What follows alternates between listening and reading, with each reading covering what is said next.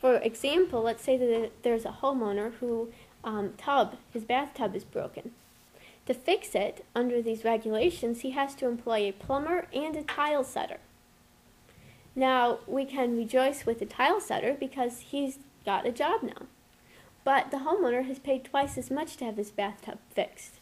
So he's out that money. Let's say that he had to pay each man $100. Well, now he's out $100 that he could have spent on something that he needed, instead of having his bathtub fixed by 2 men, when it could have been done by 1. So we always have to look at what's seen and what isn't seen.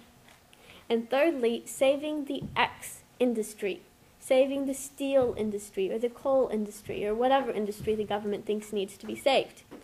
Well, if an industry or company needed to be saved, the government would, or the free market would do it. We don't need the government to do it. For the government to step in and save an industry means that products in the economy will be distributed inefficiently. It won't be done according to consumer demands. So let's look now at some government interventions in the market and inflation. And I apologize for this on your handout. The formatting didn't turn out quite right on one of these, and so there's a bracket in the middle of a sentence, and sorry about that. But the problem with inflation is the more that our money's inflated, the less value it's going to have over time. So who wants to save money when in a year or 2 years your $100 is only going to be $75 or $50? Well, nobody's going to want to save. But to have a stable and prosperous economy, we have to save. That's the only way that we can eventually get anywhere. I mean, like entrepreneurs. The only way they can start a business is by saving. So if nobody's saving, we're going to have a very volatile economy as we see now. Also, inflation harms the common people like us. Back in the progressive era, which was the early 1900s, they promoted the idea of the Federal Reserve and inflation as benefiting the common man. This will help the average citizens if we can inflate the money supply. Well, that's not quite how it works, because you see, the people who are close to government, the people who are connected with the Fed and the government, get the money first. They get the money before prices have gone up. So they have in fact benefited. But then others, like us, don't get the money until prices have gone up. And we lose out. So inflation doesn't really help us. It only helps the government and those who are connected with it. And that's the only way they were able to get the Federal Reserve in, was through politicians who knew that this would benefit them. Also, monopolies. A lot of people have the misconception that with a free market, we'd have monopolies forming all the time. Well, we need the government to stop these monopolies. You know, free market's okay, but just so far. We can't have these monopolies. That's, that would definitely form in the free market. Well, that's not really true. Monopolies consist of businesses forcing customers to buy from them. Only the government has that kind of force. It's only with the government that businesses are able to create monopolies.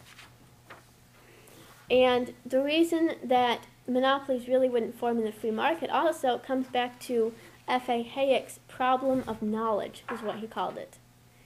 What he meant was there's so much information in the economy that the bigger a business is, the less they're able to provide for the unique demands.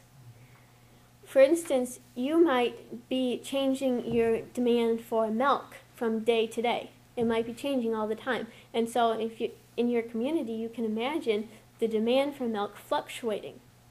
Well, that's okay in a small community. A business would be able to allow for that. But the bigger that it gets, the less it can allow for that.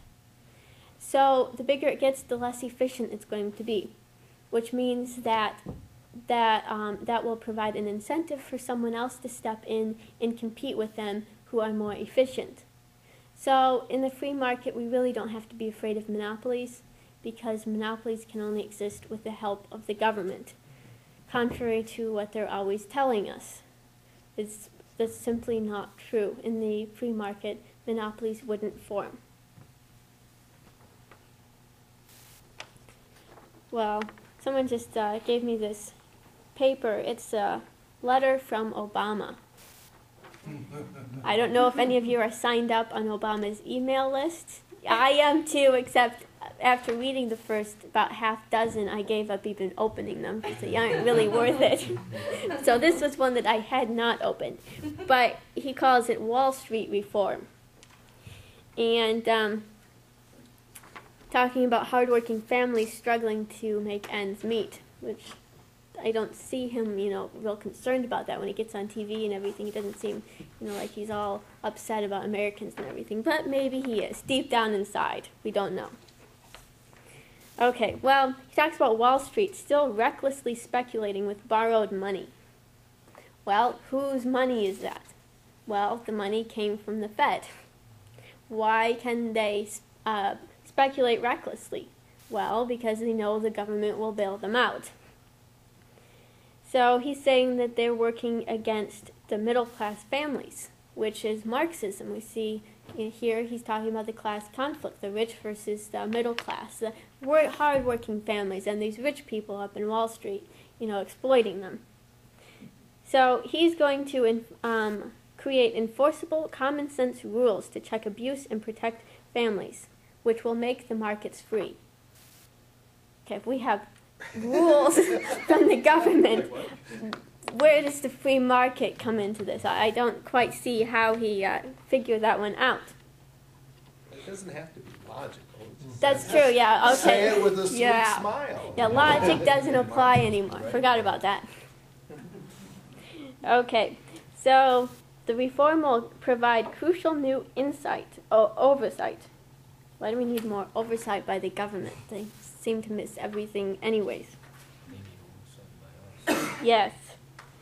So, Obama won't accept anything short of the full protection that our citizens deserve and our economy needs. Full protection from the government? Thought it was protection from the government.